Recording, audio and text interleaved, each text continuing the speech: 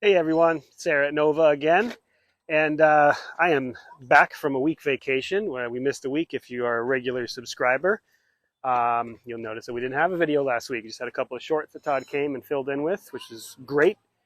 Check the shorts feed if you're not hip to that world. There's a lot of we try to put as much stuff as we can up there. Don't always keep it up, um, but man, so many loud noises. I'm getting distracted already. But yeah. Anyway, I'm back. I'm still a little under the weather, believe it or not. Not COVID, but I've been sick for a couple weeks now. But one silver lining of me being a little bit sick is that my last day of racing, I was actually sick for the last day of racing. So my ego likes the fact that I was able to trounce some competition despite the fact that I was under the weather. So you gotta look for the silver lining wherever you are. Today we are talking about the mighty Honda Shadow. Now you might not know it because of my Yamaha hat and my ever-present Yamaha belt buckle, but I started out life as a dedicated Honda man. My first bike was a Honda, my second bike was a Honda, and I've had a ton of Hondas throughout the years. I'm still very partial to Hondas. They've always been at the cutting edge of innovation. They've always made a bike that is solid, reliable, and good. And when people come to me and ask what kind of a bike they should buy for like their first bike, I'm pretty much 9 times out of 10 going to say, get a Honda.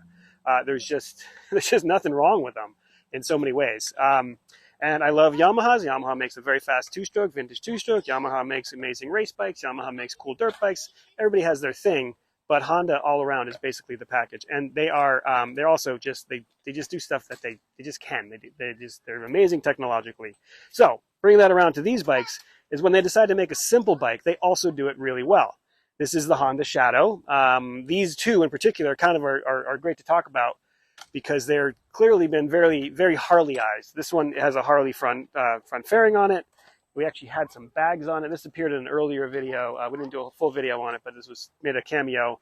It had hard bags, Harley hard bags that were mounted, and they were mounted in such a way that the exhaust pipe actually went into the bag, the hard bag, and somebody had cut it out, and it was ridiculous. I think that made it into a short as well. But it's just kind of ridiculous. But the lengths people go to make these bikes look like Harleys is always been interesting to me. But in my mind, and I'm going to anger a lot of people by saying this, these are better than Harleys. These are bikes that are not overweight for the size of them. These are both VT 1100s. These are 1100cc bikes, overhead cam motors, liquid cooled, far more advanced than your average Harley motor, far more advanced than any Harley motor except the V-Rod, really. They perform very well.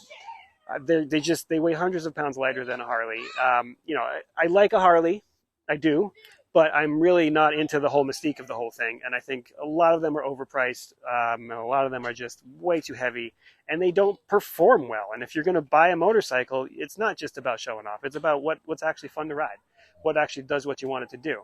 And for most of the average motorcycling world, the price does matter as well.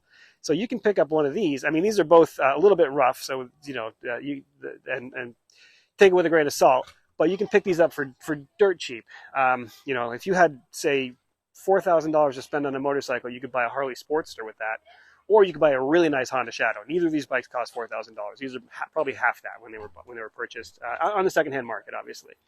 And they are for the most part indestructible, bulletproof, reliable. I don't know the horsepower figures on the 1100. I do know the 750, which is very similar. This era. This is a 2000. This is, believe it or not, is a newer one. It's a 2004. The horsepower figures on that era of 750, for example, is about 30 horsepower, which is not a lot. But the reason it's not a lot is because they tuned it to have enough torque and reliability. This thing is not a stressed motor. It is incredibly hard to blow up one of these motors. You have to work really, really hard and run it out of coolant or run it out of oil to blow up one of these things. Or have a jetting issue that you don't, an air leak, something catastrophic has to happen to make one of these things go. So it's just really well built as a Honda is. The parallels, and we're just stuck in the world that if you say cruiser, you're talking about a Harley. or a Harley clone. These bikes are often referred to as Harley clones. So are the Viragos. There's a Virago, Yamaha Virago behind me. I would not recommend anybody buying a Virago for a lot of reasons, and I would recommend somebody buying a Shadow. Reliability stuff in general, but just rideability as well. But these are all referred to as Harley clones because of the V-twin engine. Now, Harley didn't invent the V-twin engine, but clearly they're the only manufacturer, the only American manufacturer that survived throughout uninterrupted making a V-twin motor. So these are referred to as the Harley clones, and they kind of are. And Harley has been very protective of their brand. Their mystique, the mystique, and part of what I don't love about Harley is that they're so reliant on their brand rather than their product. They sued, or they didn't sue. They tried to they tried to trademark. Excuse me. They tried to trademark the sound of a V-twin motor because they said that's ours, and they didn't want companies like Honda pretty much in particular, with this bike, but also Yamaha, also Kawasaki to a degree, also Suzuki with the Intruders.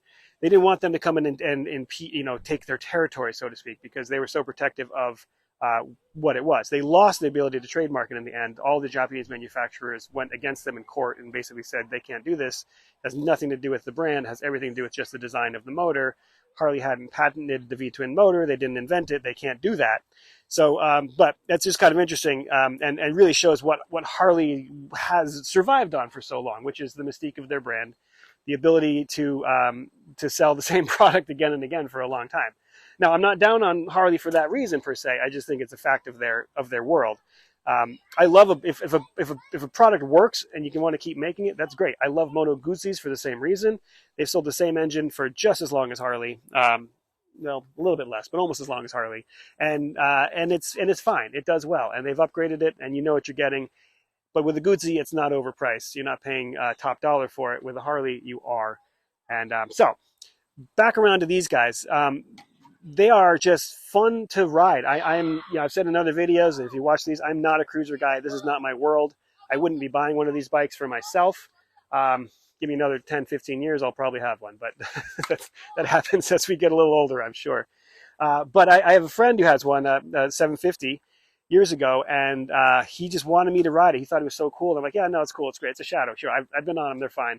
But I hadn't been on one in a while. And his was a late 90s, early 2000s, similar to this era. And I got on it, and I didn't get off it. Took such a long ride on it that he was worried that I'd crashed or taken his bike. Because I was having a good time. I could not believe how well balanced it was. I couldn't believe how in control I felt, whereas most cruisers and Harleys too, I feel out of control with the wheel very far in front of you, the front wheel. I like standards in sport bikes. I'm used to being on the front wheel. I rely on front wheel braking. I rely on pressure on my front tire, weight on my front wheel. So cruisers feel very vague and foreign to me. The 750 Shadow did not. I was blown away by it, and it was just had a ton of weight. And then he took it and he rode around the country on it. He spent 6,000 miles, a month and a half, 2 months on the road with it. Never a hitch. The only hitch it had is it ate up his rear sprocket just as he made it back to Massachusetts. And we went and picked him up on the highway and gave him a big welcome home. So they're just solid. There's really nothing to complain about. And that gets lost in a lot of American motorcycling culture is the utility of it. I would say, I like these bikes better when they're not dressed up like this, when they're not trying to be a Harley, when they are trying to look Japanese, because they do, to me, look distinctively Japanese. We're just not used to seeing radiators on American motorcycles. So why are we going to make it look like an American motorcycle? It cheapens it to me when that happens.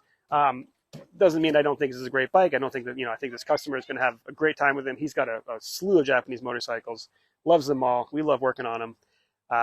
So, to each their own. But I really, I just want to come out in defense of the mighty Honda Shadow because to me, it's the best of the Japanese cruisers. And if you are trying to get a bike that you're not trying to impress everybody with the depth of your pockets, and you just want to ride a bike that's going to give you what we want out of riding a motorcycle, which is a good time on the highway, a torquey V-twin motor. You want the feel of a nice big cruiser. This will do it, and you'll still have money left over to go out to dinner, go out to lunch, stay in a hotel. All these nice things you could do with all that extra cash. So I just think they're great, and I think they're kind of unsung heroes. There's definitely a lot of love for them out there. If you love them, chime in, please, in the comments. I'd love to hear them. Love to hear stories about traveling on them because you know, a lot of times people think about these bikes as like entry-level bikes or beginner bikes or a step to getting a Harley, and I think that's wrong. I think this is a really good bike in its own right, and it should be. It should be appreciated as it is. One thing I forgot to point out, I mentioned the 750 had a chain drive. These are shaft drive bikes, both of them. And I think that's great for a touring bike. Again, it's something else you don't have to worry about. Harleys typically have belts. I'm also a fan of belts. A lot of people give them a lot of grief and do chain drive conversions and stuff. I think that's a bunch of bunk. Belts are great, but the shaft is even more reliable. You don't have to worry about it at all. Change the oil in it every 20,000 miles, and maybe at 100,000 you might have to do something to it. But, you know, more miles than most bikes will ever see.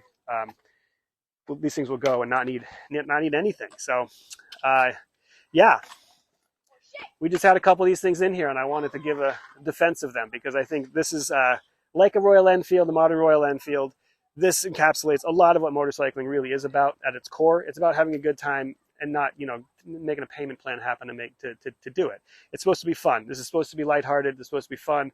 Get out, lose your cares. Don't worry about a payment, you know, and making a big bike. Plus, if you drop a $3,000-$4,000 motorcycle, it's a bad day. If you drop a $25,000 to $40,000 motorcycle, that's a bad year.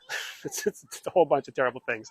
So yeah, chime in the comments with your thoughts about these things. If you love them, if you hate them, if you are a hardcore Harley defender, chime in. Let us know. I love to hear it. I also came into this motorcycling world being very anti-Harley, and I now own a Buell. I love it to death. And I really do enjoy Harleys, but they have a particular place, a particular purpose in my mind, and I don't like them when there's too many bells and whistles on them. I don't like the fluff, you know. But yeah, thanks for watching. If you haven't subscribed yet, please do, and we'll see you next time.